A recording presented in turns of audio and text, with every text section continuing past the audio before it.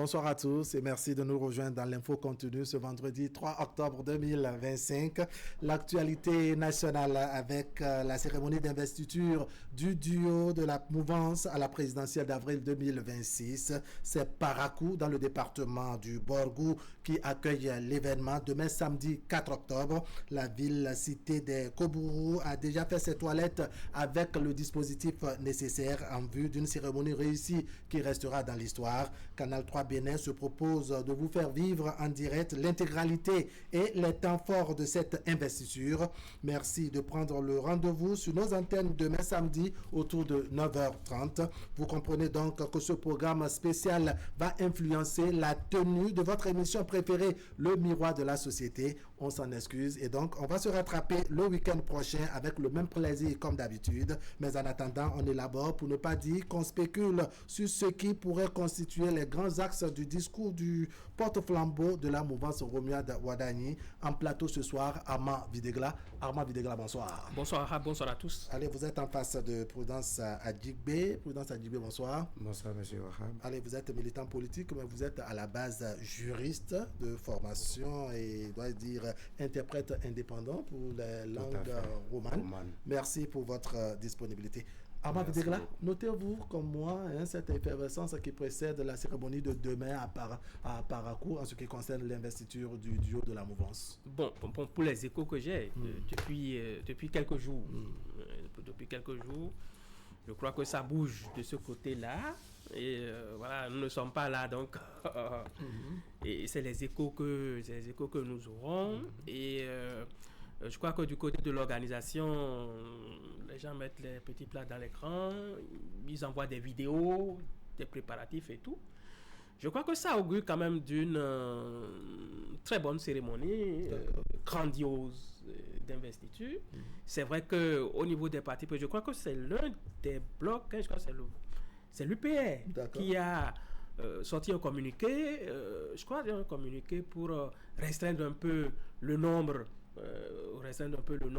de personnes de ce côté-là, de militants de ce côté-là. Donc ça veut dire qu'il y a un engouement pour que ça soit quand même une cérémonie aussi grande. Bon, pour une cérémonie d'investiture, elle doit être quand même à la taille de cette investiture. D'accord. On verra de quoi cela retourne sans doute demain, puisque comme je l'annonçais, Canal 3 Bénin se propose de faire vivre à nos téléspectateurs, pourquoi pas à tous les Béninois, n'est-ce pas, les réalités de Parakou demain. Donc restez fidèles sur nos antennes demain à partir de 9h30. Quelle lecture faites-vous de ce qui se dessine demain à Parakou?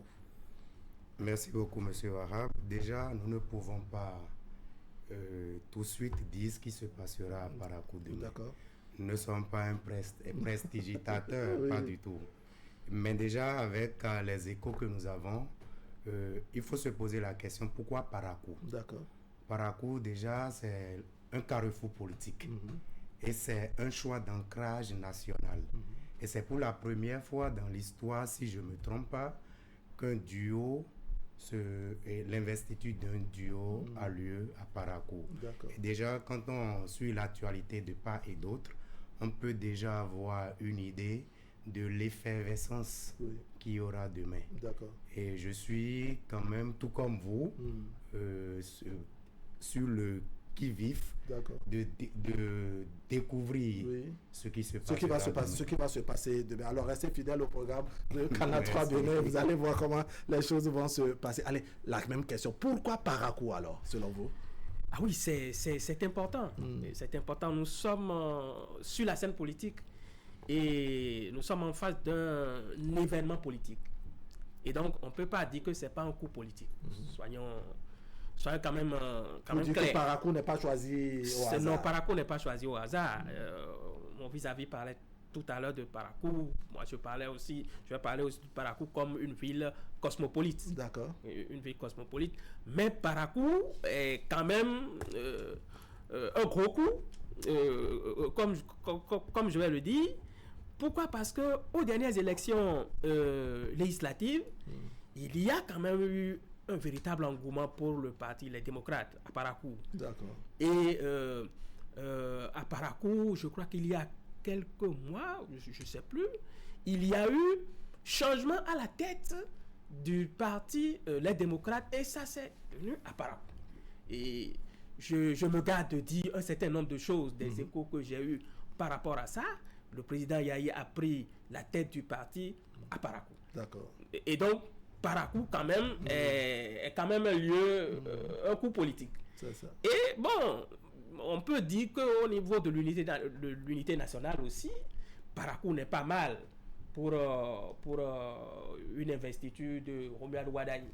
Et on pourrait le faire à Cotonou, au Palais des Congrès ou autre, et ça ne poserait aucun problème. Mais on pouvait quand même le faire aussi à Natitengu, comme on pouvait le faire aussi à Lokossa, à Porto Novo, mais à Parakou. En tout cas, toujours, toutes ces villes que vous citez, c'est toujours le Bénin. Le Bénin, voilà. Et donc, Parakou, Bénin, Parakou, ville cosmopolite, Parakou, où peut-être Wadaï n'a pas trop tenu ses quartiers à Parakou. D'accord. On ne sait jamais. D'accord. Et peut-être à Parakou, il a vraiment tenu ses quartiers. On ne sait pas aussi. D'accord. Et donc, Parakou est un coup politique. D'accord. Alors, quel est le bénéfice pour, je dirais, les partis de la mouvance de procéder à cette investiture à Parakou? Qu'est-ce que Parakou symbolise concrètement au-delà de la description de Armand Videgla? Déjà, pour la majorité présidentielle de soutenir le duo présidentiel à Parakou, c'est un appel qui est lancé. D'accord. En réalité, à ceux du Nord, prouvant que le candidat, M. Romuald Wadani, maîtrise bien tout le Bénin. C'est ça. Comme l'a dit mon confrère, on pouvait le faire à Cotonou, comme par le passé aussi. Mais choisir de le faire à Parakou, c'est montrer de ce fait que le candidat maîtrise toutes les régions du Bénin. Et Parakou, c'est le centre du game, du jeu politique. C'est ça.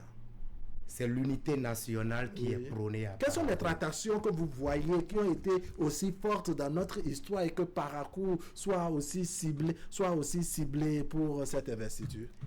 Déjà, il y a le père de l'indépendance, qui est le fief de la zone. D'accord, Hubert Koutou-Koumaga. Hubert Koutou-Koumaga, paix à son âme. Il y a Aaron Mandébé, un leader politique de Parakou également. Après ça, lors de les acquis de la conférence nationale des forces vives de la nation, lorsque le président Kérékou était au pouvoir, il y a les assises. Les assises nationales ont commencé également par Parakou. D'accord. Avant de descendre vers le sud.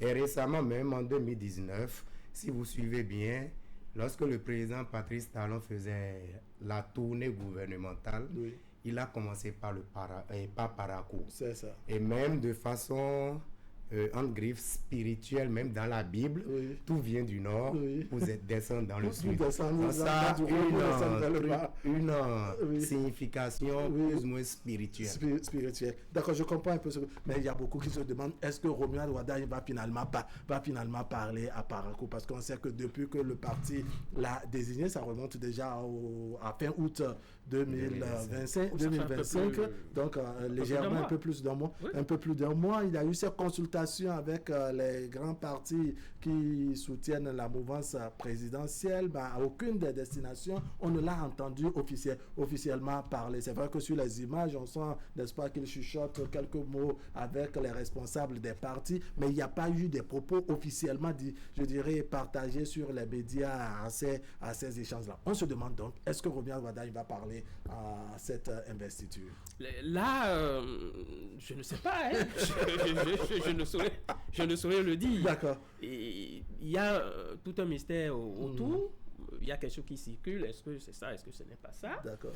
Bon, de toutes les façons, normalement, il devrait quand même avoir un discours politique parce que on veut investir maintenant un homme politique. Ce n'est plus le ministre d'État des Finances. Non. C'est désormais, à partir de demain, c'est le candidat Romuald Wadani qui est un homme politique, qui devient un homme politique. C'est ça. Parce qu'on veut lui confier, je vais dire, un pré-pouvoir.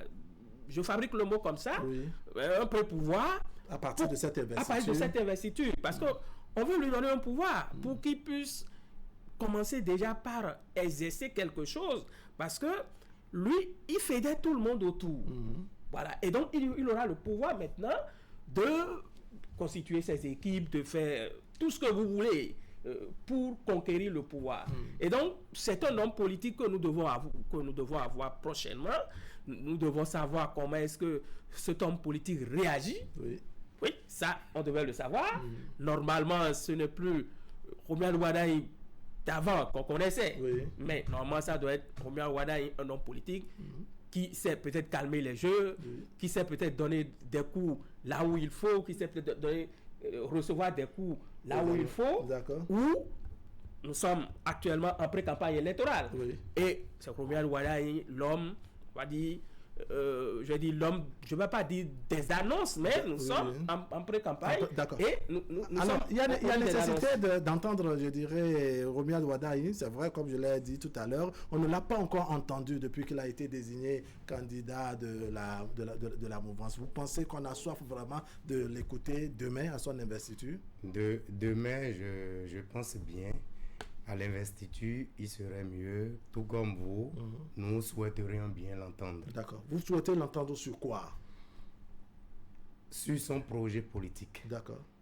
Et son offre politique pour le peuple béninois. D'accord. C'est capital. D'accord. Et ce duo, M. Romuald, le candidat Romuald Wadaye, en question devra se prononcer sur l'offre politique qu'il a à apporter à la nation béninoise. D'accord. Et de ce fait, nous, citoyens, de nos côtés, pourrions quand même arriver à discerner, à décortiquer chaque point. C'est d'ailleurs même là le nœud, quand on est candidat à une élection présidentielle. C'est là même le nœud. Si, monsieur, ce ne serait pas bien que le candidat, Romuald Wadaye, ne se prononce pas demain à l'investiture du duo, nous souhaiterons bien l'entendre sur son offre politique, son projet, et savoir voilà sur quel pas nous voulons danser désormais, quelle serait la destinée du pays. D'accord. Alors, si tant est que Romuald Wadaye doit parler, vous l'attendez sur quel chantier? Pour ne pas dire, vous estimez que les Béninois l'attendent sur quel aspect, pour ne pas dire sur quel point? Le premier chantier, c'est de fédérer les forces. D'accord. C'est très important de fédérer les forces. Nous sommes en train, le président Patrice Talon est... comment dire, lui-même avait dit, c'était une transition. Normalement, c'était une transition de 5 ans, mais la transition est devenue 10 ans. D'accord. Et c'est une transition politique et une transition générationnelle. Avec Romuald Wadaye, il y a une nouvelle génération qui va à la conquête du pouvoir. Et si nous avons une nouvelle génération, c'est que cette génération devait faire de telle sorte de colmater un tout petit peu les brèches pour que nous ayons une classe politique un tout petit peu homogène, un tout petit peu soudée. D'accord. Et donc, Romuald Wadaye doit fédérer les forces. Romuald Wadaye doit être l'homme autour duquel nous devons faire un travail.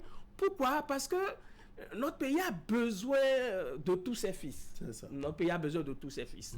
Et je pense que Romuald Wadaye ne sera pas de ce monsieur qui va mettre des gens de côté pour... Non, ce n'est pas ça. Et il ne le fera pas. Et moi, je l'attends sur cet aspect précis. La cohésion. La capacité à fédérer, je dirais, les forces entre elles. Oui, toutes les forces. Et je crois que pendant la petite période de pré-campagne, pendant la période de la campagne électorale, il a le temps aussi de jouer à des coups politiques, de rendre visite à Pierre, Paul, des choses comme ça, pour montrer que nous sommes les fils d'un même pays. D'accord. Quand vous parlez d'offres politiques sur laquelle vous attendez Romuald Wadaye, quels sont les grands aspects? Parce que oui, on dit que Romuald Wadaye, s'il parlera d'offres politiques, c'est qu'il aura à vendre le bilan de Patrice Talon, il aura à repréciser les acquis qu'on doit conserver, améliorer ce qui doit l'être. Vous, à votre niveau, vous l'attendez sur quel aspect? Dans son discours de demain, par exemple, quels sont les aspects que vous pensez qu'il peut aborder à même de toucher les citoyens béninois? Déjà, il faut reconnaître que le candidat, M. Romuald Wadaye, c'est la continuité du président Patrice Talon. C'est ça. Il est l'architecte de la rupture. Et si demain il devra se prononcer, son offre politique, moi j'aurais aimé qu'il s'accentue véritablement sur la question de l'unité nationale et puis le social. D'accord. Le social, ça touche beaucoup tous les secteurs et les Béninois sont épris du social. C'est très important. Je pense que ces deux aspects sont très capitaux avant qu'on en arrive sur les autres points des questions de développement du pays, etc. Mais l'unité nationale, comme l'a dit mon vis-à-vis, l'unité nationale est primordiale. Et puis la question du social, aller vers les couches défavorisées. Nous voudrions avoir ce prochain président qui serait à même de dialoguer avec tout le monde, déjà à partir de demain, après l'investiture, qui soit accessible à tous, échanger, connaître des réalités des uns et des autres. C'est vrai, il ne pourra pas tout connaître, mais l'équipe fédérée autour de lui devra quand même faire un certain nombre de travail pour lui rendre la tâche facile sur le terrain. D'accord. Alors, on se dit que l'exercice, est-ce qu'il sera facile à Romuald Wardagni quand on sait que, bon, c'est l'homme qui a souvent trop parlé, n'est-ce pas, finance et économie, qui a beaucoup plus parlé des chiffres et il y a eu suffisamment d'expressions techniques. Cette fois-ci, comme vous l'avez dit dans votre premier développement, n'est-ce pas, c'est un homme politique qu'on veut, investir, qui aura donc un discours politique. Comment vous pensez qu'il réussira à faire la jonction qu'il faut, c'est-à-dire incarner l'homme politique qu'on attend de lui demain à cette investiture, si tant est que discours il y aura? Je crois qu'il était. On ne s'improvise pas. C'est ça. Non, on ne s'improvise pas. Je crois qu'il était. J'ai quelques échos de certaines choses et je me dis, bon, voilà, s'il arrive à faire c'est quand même bien. D'accord. Et c'est quand même insoupçonné. Et ça montre véritablement que quand, comme le dit mon vis-à-vis, l'offre politique sera mise en branle, on verra quand même qu'il y a quand même un travail. Et donc, il y a quand même un travail qu'il a eu à faire lui-même. D'accord. Et maintenant, il faut ratisser l'âge pour, en tout cas, pour nous montrer quand même qu'il est à la hauteur de la tâche. D'accord. Mais l'autre chose, c'est de maintenir aussi la cohésion au sein de la mouvance présidentielle. Parce que c'est pas vrai que il fait aussi l'unanimité. Non, ce sera de l'illusion. D'accord. Ce sera de l'illusion. Il y a toujours petits groupes. La majorité n'est pas l'unanimité. Il y a toujours l'unanimité entière. Il y a toujours de petits une minorité qui se dit mécontents, d'accord. Qui se taisent, qui ne disent rien. Il faudra travailler à coller les morceaux, à allier ces personnes à ceux qui au moins sont déjà d'accord. Voilà, sont déjà d'accord. Et puis après, aller vers les autres. D'accord. Et puis bon, l'autre chose, on aura aussi les acquis. C'est très important. Oui. Parce que dès le 1er janvier 2026, notre vision 2060 sera mise en branle à partir du 1er janvier. Oui. Et donc, toute action que nous menons sera collée à la vision 2060. Et donc, tous les hommes politiques. Vision 2060, n'est-ce pas, qui est en quelque sorte le carnaval que le pays, n'est-ce pas? Oui, sur 60 ans. D'accord. Non, pas sur 60 ans. Sur 35 ans. Voilà, d'ici 2060. Sur 35 ans. Voilà, sur 35 ans. Non, vous n'exagérez pas, c'est juste une question de ou de calcul. Romuald Wardagni aurait réussi automatiquement à vous donner le chiffre. Ah oui, voilà, c'est un nombre. Effectivement. Alors, au-delà des chiffres, pour ne pas dire au-delà du discours politique qui aura sur le terrain l'exercice de fédération de toute la classe politique, en tout cas de la classe de la mouvance présidentielle, comment vous voyez l'exercice pour Romuald Wardagni demain, si tant est qu'il y aura de discours, si tant est qu'il doit travailler à honorer tout ce qui constitue pour vous des priorités? Comment vous voyez la tâche pour lui? Il faut l'avouer que la tâche ne serait pas facile. Il est souvent dit, l'homme politique fera beau de promesses, mais ne pourra pas tout tenir. Les promesses, c'est comme l'a dit quelqu'un, les promesses électorales n'engagent que ceux qui croient. Monsieur Romuald Wardagni, il fera ce qu'il pourra faire en son sein. L'administration étant une continuité où ceux qui arrivent croisent dans l'escalier ceux qui sortent. Oui. Monsieur Romia Wadayi fera la continuité. D'accord. Le président Boni Yahi a été là, il a fait ses 10 ans. Monsieur le président Patrice Talon est venu à continuer. Il est en train d'achever ses 10 ans. Il est en train d'achever ses 10 ans. Monsieur Romia Wadayi, candidat désigné de la mouvance présidentielle. Hier, en attendant que nous puissions avoir une idée sur le candidat aussi de l'opposition, ce qu'il en serait. Oui. Mais quoi qu'on dira dans l'un ou l'autre des schémas, l'administration, c'est une continuité. Il ne pourra pas tout régler avec un bâton magique. D'accord. C'est impossible. Parlant de discours, il y a, n'est-ce pas, que les gens se disent, mais quand même, est-ce qu'il y aura les propos de la colistière, allusion faite donc à Mme Mariam Chabi Talata, est-ce qu'à cette occasion également, les propos de la colistière n'apporteront pas quelque chose de plus? Ça aussi, c'est une petite colle. Je le dis pourquoi, parce que c'est un duo. Et normalement, Romia Wadayi va porter quand même le message du duo. Bon, maintenant, nous sommes à Parakou. Nous sommes à Parakou, et je vais dire dans la grande région de la Colistière. Ça aussi, il faut le dire. Il faut le dire. Bon, est-ce qu'elle va faire aussi un discours? Pour moi, ça va alourdir les choses. Ah bon. Oui, pour moi, ça va... En quoi? Ça va alourdir les choses. Il y aura trop de discours. Et...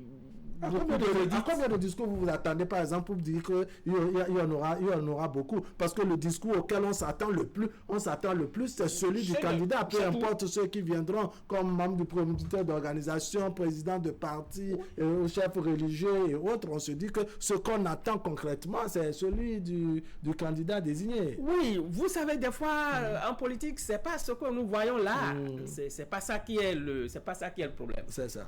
Peut-être que demain, il y a d'autres programmes autour de l'investiture. Les à côté, comme on dit. Voilà, nous on n'en sait absolument rien. D'accord. Et donc, peut-être que à ces occasions, il y a des choses qui seront dites hors caméra et tout ça.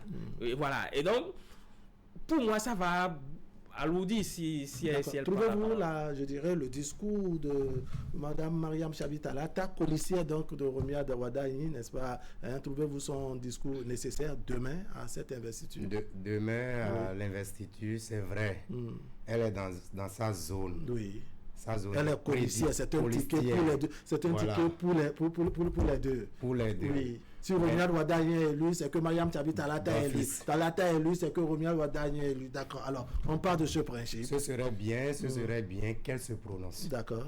Parce que les Paraquois, les gens du Nord, le peuple du Nord, auraient souhaité l'entendre. D'accord. Parce que depuis qu'elle est devenue vice-présidente, si ce n'est pas lors des cérémonies officielles qu'on entend ses discours, et dans le pays où à l'étranger, elle n'a pas encore tenu un vrai discours qui a rassemblé autant de foule comme on espérait, sur le terrain politique. D'accord. Maintenant, il serait de bon ton qu'elle prononce un discours. Maintenant, pour la clarté de la démarche politique, c'est un duo. Et le candidat Romia Wadayi prononcera le discours que les deux auront déjà agencé. Mais tout compte fait, quoi qu'on dira, rassurez-vous, le protocole serait contraint à ce que Madame Talata puisse dire un mot dans ne serait-ce qu'en langue, dans la langue de la région. D'accord. Pour égayer la foule, l'assistance et donner de l'embonpoint, de la joie. D'accord.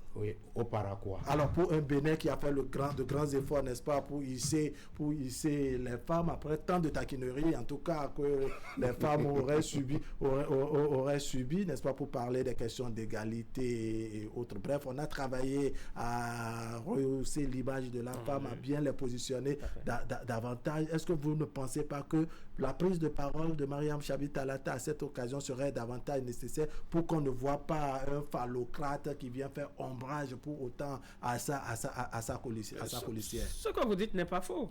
Ce que vous dites n'est pas faux, mais bon, voilà, ça dépend de l'agenda, de comment les choses vont se passer. D'accord. J'ai parlé de l'après-investiture, mais il y a l'avant-investiture aussi. Nous ne savons pas depuis quand Mme Talata est déjà dans la région. Oui. Ou dans la grande région, oui. Où le travail le travail de fourni qui se ferait, n'est-ce pas, comment dire, dans les coulisses. Bon, voilà, donc on ne sait pas. Et donc il y a ce côté-là aussi qu'il faut voir. C'est vrai que ces 10 dernières années, nous avons porté la femme.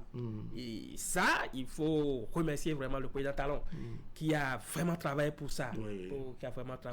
C'était vraiment une question de courage. Et de protection des c'est très important. C'est très important pour nous, que ce soit au niveau des lois, que ce soit au niveau institutionnel, et c'est quand même très important. Et donc, qu'elle parle, oui, je suis d'accord sur ce point, pour montrer quand même que, bon, il y a... le discours serait un discours, n'est-ce pas, que, en tout cas, le discours de Wadagne serait le discours, doit dire, de Mariam Chabi Talata. Et là, on se demande encore, est-ce qu'il n'y aura pas de Reddit? Est-ce qu'il n'y aura pas de Reddit? Sinon, qu'est-ce qu'elle dira? Des robots et tout ça. D'accord, oui. Non, soit elle porte... Elle porte la parole, simplement. D'accord. Je crois que ce serait aussi très élégant. D'accord. Et puis après... de parler à la place de Romial Wadagne en même temps. Oui, et puis après... Vous parlez au nom du duo pour nous. Et puis après, Romial Wadagne nous donne rendez-vous, ou bien son premier discours sera la petite tribune de la Sénat. D'accord. Le jour du dépôt... Des dossiers et tout ça. Bon, on verra. D'accord. Quel effet cela ferait, n'est-ce pas, si Mariam Chabi Talata devait prendre la parole, puisque après tout, comme vous l'avez dit, c'est sa région, et sur quoi elle, on peut l'attendre, on peut l'attendre elle aussi.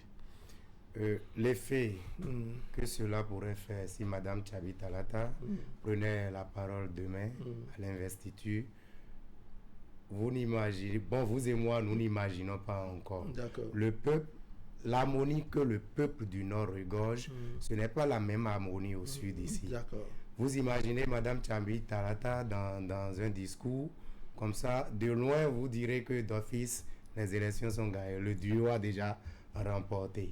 Et dans un tel contexte, il faut préciser que Mme Chabi Talata, la vice-présidente, la candidate, serait à même quand même œuvrera bien évidemment à fédérer. À fédérer plus le Nord. C'est vrai, le Nord est divisé de part et d'autre. Il y a aussi le président Eboïne Boni-Yahi qui est bien présent sur le terrain. C'est vrai, c'est un bon duel. C'est un bon duel. Mais pour la première fois dans l'histoire, un duo. Et puis c'est Mme Chabi Talata qui prend la parole. Au nom du duo, je vous assure, c'est du boom. C'est du...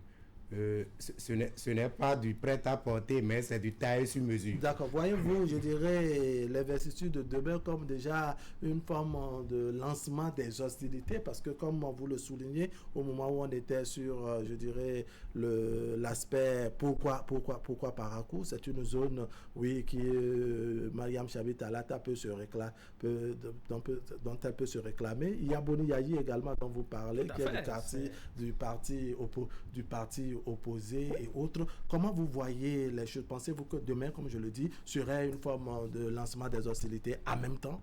Oui, les hostilités sont lancées. Déjà, le jour de la désignation, ça a mis la pression du côté de l'opposition. La pression est toujours maintenue du côté de l'opposition. Je crois que demain peut-être, ils ont dit le 11. Voilà, et donc on aura le 11 pour la désignation. Mais on a pour faire connaître. On a Paul Onkwé aussi qui est candidat déclaré. Je crois depuis mercredi. Voilà, et donc depuis mercredi.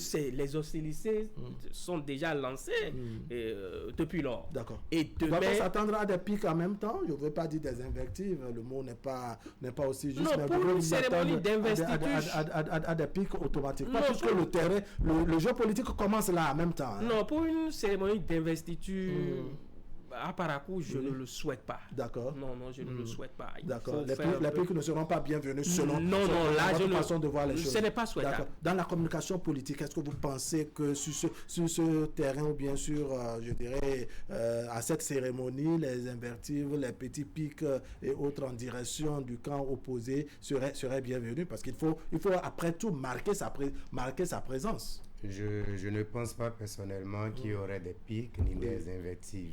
Ce n'est pas l'invective. Bon, j'aime pas trop ce mot. Il me paraît un peu brutal. Mais c'est une façon de dire. Est-ce qu'il y aura des messages qu'on sent que mais ça là c'est adressé aux adversaires politiques pour montrer que nous sommes sur le terrain, nous allons travailler et nous ferons le maximum qu'il faut pour vous mettre de côté, c'est-à-dire vous battre. Je pense pas. Parce que cela ne requiert pas de l'élégance du duo que d'accord, oui. Ce n'est pas leur fort.